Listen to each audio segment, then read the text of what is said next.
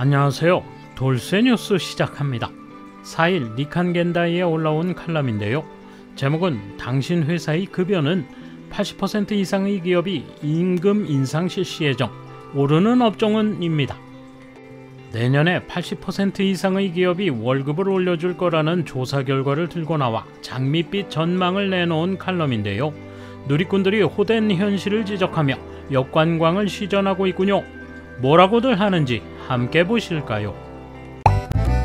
통크신 구독, 좋아요.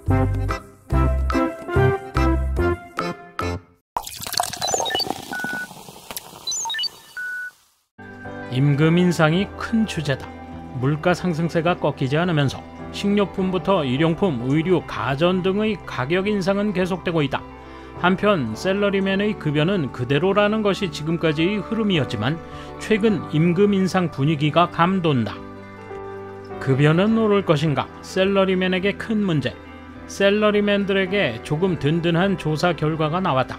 2023년도 임금 인상 예정 기업은 81.6%, 지난해 82.5%보다는 낮지만 2020년 57.5%에 비하면 부쩍 늘었다. 경제평론가 구라타 씨는 말한다. 이만큼 물가가 오른 겁니다. 급여가 동결되면 실질적인 마이너스가 됩니다. 하물며 급여가 줄어든다면 그 회사 경영진은 무능한 거죠. 당장이라도 사장 교체를 결단해야 합니다. 제조업체와 건설업은 기대 높아. 기업 수가 1000개라면 816개사가 임금 인상을 실시한다. 도대체 어떤 회사가 올릴까? 가장 오를 확률이 높은 것은 제조업. 제조사에 근무하는 사람은 기대가 높아진 셈이다. 이번 조사를 진행한 도쿄 상공리서치정보본부장의 말을 들어보자. 88% 이상의 제조업이 임금 인상을 실시한다고 합니다. 회사 측에서 보면 급여를 올려야 직원을 확보할 수 있다는 이유도 있습니다. 다양한 기업에서 급여 인상이 시작되므로 더 높은 급여의 회사로 이직이 활발해집니다.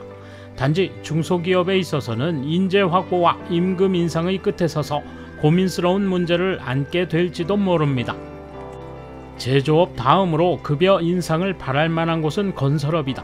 83%가 임금 인상 실시를 예정하고 있다. 도매업도 80%였다. 구라타 씨는 말한다.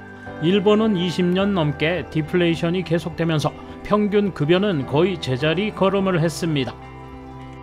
자본주의는 경제성장이 전제되기 때문에 인플레이션이 기본입니다.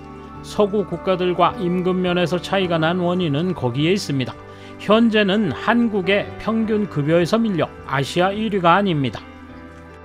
20년간 평균 급여 증가율은 한국 40%, 일본 3%.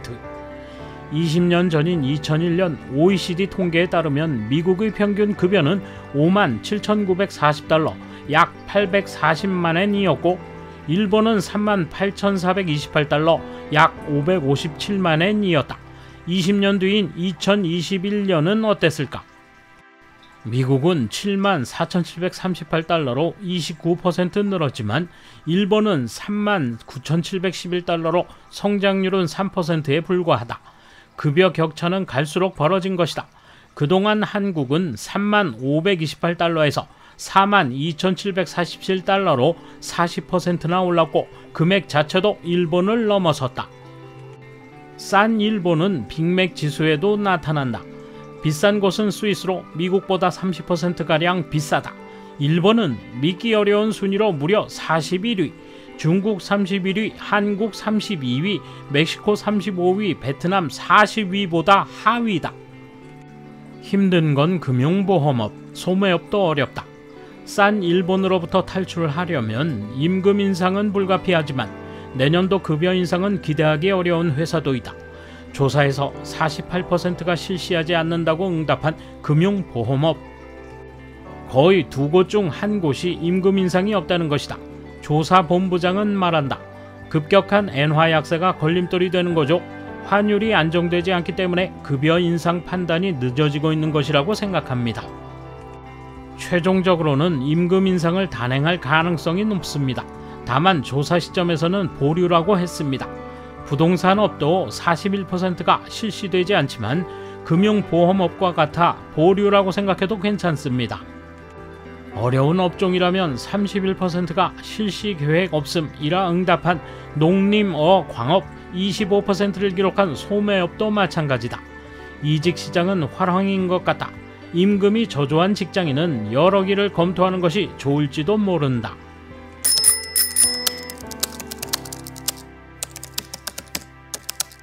성과와 공헌에 대해 정당한 보수를 준다면 할 말이 없다. 나의 경우 지금의 회사라면 사내의 밸런스로만 봐도 숫자적 성과와 하고 있는 일의 공헌도에서 타 부서 직원보다 결과를 내고 있다. 그런데도 월급이 낮아서 동기부여가 일어나지 않고 있다. 만약 내가 없었다면 일을 업체에 맡기느라 돈이 많이 들고 같은 수준의 시스템이 안 되며 작업 효율이 나빠져 비용이 많이 들었을 것이다. 무엇보다 내가 혼자 해준 일로 시간이 덜 걸렸기 때문에 적은 인건비로 어떻게든 이뤄낸 사실이 있다. 이런 말 하면 꼭 그럼 이직하지 라며 반박하는 사람이 있는데 그건 생각이 정지된 것 같다. 이직 운운은 별개다. 현재 상황에서의 업무 내용과 월급은 아무 상관이 없다. 어쨌든 열심히 하는 인간이 손해보는 세상은 좀 바뀌었으면 좋겠다. 모든 기업이 임금 인상 여력이 있을 리 없다. 코로나로 몸살을 앓는 업계나 기업도 많을 것이고 도산 벼랑 끝에서 버티고 있는 기업도 있을 것이다. 일하다 보면 자신의 기업에 여력이 있는지는 경영 데이터를 살펴보면 짐작할 수 있을 것이다. 종업원으로서는 임금을 인상해 주었으면 하는 생각이 굴뚝 같겠지만 근무처가 도산이라도 하면 본전도 없다. 물론 상사나 경영자에게 항상 임금 인상을 요구하는 것은 당연한 권리이고 하는 편이 효과는 있겠지만 텅 빈 곳간에 기대를 걸어봤자 소용이 없다는 걸 이해해야 한다.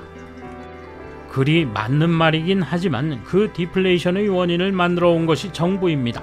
불황 때 감세와 재정 확대로 경기를 회복시키는 것은 재정정책의 기본이지만 일본은 반대로 소비세 증세와 공공사업, 공무원 감축으로 정부 지출을 삭감해왔습니다. 나아가 지나친 주주지상주의를 추진하고 주주배당을 극대화하기 위해 임금 억제 정책을 이어왔습니다. 이런 일을 계속하고 있으면 일본 경제가 너덜너덜해지는 것은 당연합니다. 외적 요인에 의한 인플레이션은 오히려 많은 기업의 이익을 줄여 임금 인상을 어렵게 하므로 소비세, 휘발유 감세 등으로 물가를 낮춰 민생을 지키면서 수요를 충족시키고 기업의 이익을 늘려 임금 인상으로 이어가는 것이 최적의 방법입니다. 무섭게도 일본은 파견 회사 수가 세계 1위다. 그 수 무려 10만 개 이상, 즉 기업이 국민의 노동을 착취하는 일본은 노예 대국이다.